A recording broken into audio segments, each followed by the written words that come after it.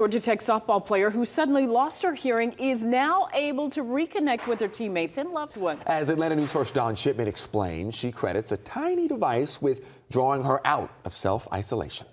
Once I got to college, it became increasingly more difficult. From Suwanee, Georgia, number 44, Chandler Dennis. Georgia Tech student-athlete Chandler Dennis is thriving both on and off the field now, but that wasn't always the case. I was struggling in school because it was really hard to keep up with what the professors were saying. The 22-year-old suffered sudden onset hearing loss in high school. It only got worse as she entered college. It became kind of isolating, pretty isolating, I would say, because it was really hard to keep up with my friends in social situations. That isolation led to struggles with her mental health.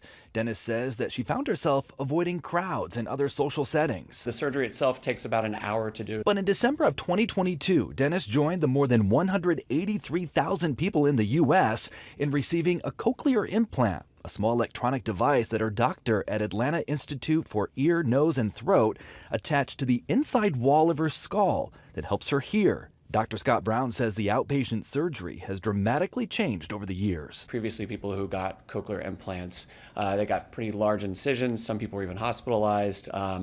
But thankfully, those techniques have been updated and changed, and we can use a very, very small, approximately 4-centimeter incision behind the ear. I remember sitting on my front porch and being able to hear the birds and the wind chimes for the first time in like 5 years. 1 year later, as Dennis prepares for her final season of pitching for the Yellow Jackets, she says that she feels more confident and connected to her friends. She especially notices a marked improvement in her mental health. If I can help other people with my experience, I would love to. Dennis is set to graduate this spring with plans of pursuing a career in sports psychology. But first, she kicks off her final season of pitching here at Georgia Tech this week.